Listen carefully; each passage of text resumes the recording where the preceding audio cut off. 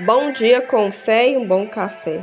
Glória a Deus pela sua vida. Que bom que você está conosco em mais um cafezinho para a glória de Deus. E a palavra do Senhor para os nossos corações se encontra em Atos capítulo 3, verso 1 e 2, que diz assim: Pedro e João subiram juntos ao templo à hora da oração, à nona. E era trazido um varão que desde o ventre de sua mãe era coxo, o qual todos os dias punham à porta do templo, chamada Formosa, para pedir esmolas aos que entravam. E o tema deste cafezinho é o milagre na porta formosa. Depois do derramamento do Espírito Santo, no dia de Pentecostes, e a manifestação do poder de Deus na vida dos apóstolos, a conversão de 3.000 almas e a crescente expansão da igreja com os 4 pilares fundamentais, como estudamos, Pedro e João subiram ao templo para orar. O judaísmo antigo obedecia os 3 horários fixos de oração, 9 da manhã, às 3 da tarde e ao pôr do sol. À hora nona, às 3 da tarde, Pedro e João foram ao templo para orar. Todos os dias era colocado ali, perto da porta chamada Formosa, um coxo.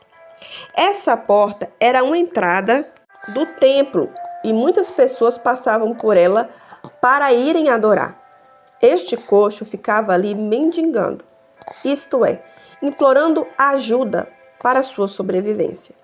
Uma vez que ele sofria de tal deficiência, não por acidente, mas as escrituras mostram que desde o ventre de sua mãe ele era coxo. Este homem nunca conheceu a realidade da vida e por anos sua rotina era a mesma: pedir esmolas. Além de sua incapacidade física, ele estava impossibilitado de entrar no templo para adorar. O texto de Levítico, capítulo 21, verso 17 e 18, fala sobre o ofício sacerdotal em que o sacerdote e os filhos de Arão deviam se apresentar no santuário perfeitos. Assim como Deus ordenou que animais imperfeitos não fossem usados no sacrifício, mas por quê? Porque as limitações físicas impediam o serviço do sacerdócio. Mas mesmo que a família sacerdotal tivesse alguma deficiência física, eles eram amparados, como mostra o versículo 22 do capítulo 21. O pão do seu Deus, das santidades e das coisas santas poderão comer.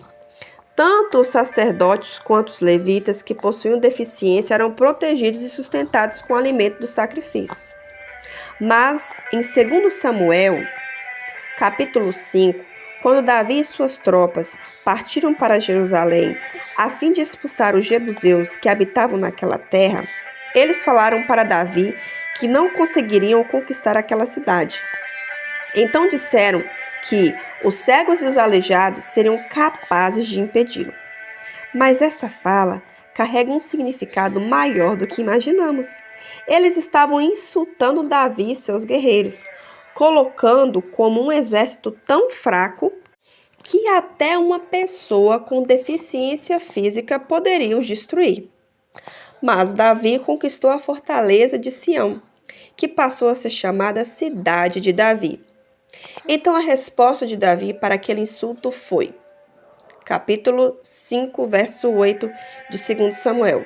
Naquele dia, Davi declarou ao seu exército: quem deseja vencer os jebuseus terá que utilizar a passagem de água para chegar até aqueles cegos e aleijados inimigos de Davi. E é por esse motivo que costuma-se dizer alegoricamente: os cegos e aleijados não têm direito de entrarem à casa de Deus. A frase que Davi usou virou um provérbio local, mas não era uma instrução divina. O coxo pede esmola. E quando Pedro e João vêm, Pedro olha cheio do Espírito Santo e fala a ele: olha para nós, isto é, chamando a atenção. E ele olhou. Agora, nenhum barulho poderia interromper daquele homem receber um milagre. Seus olhos estavam fixos para o mesmo lugar. e pronto para receber as palavras que guiariam a sua mente para uma profunda restauração. Disse Pedro: não tenho prata nem ouro, mas o que eu tenho te dou. Em nome de Jesus Cristo Nazareno, levanta-te e anda. E, tomando-o pela mão direita, o levantou, e logo seus pés e tornozelos se firmaram. Então aquele homem, saltando em perfeito estado, teve sua vida restaurada e ele foi curado. Agora ele entra no templo saltando, adorando e louvando a Deus. A barreira que o separava de adorar a Deus foi rompida. O poder de Deus ali se fazia presente. A história deste homem foi mudada, a sua também pode ser. A salvação pode chegar à sua casa. Se creres, verás a glória de Deus.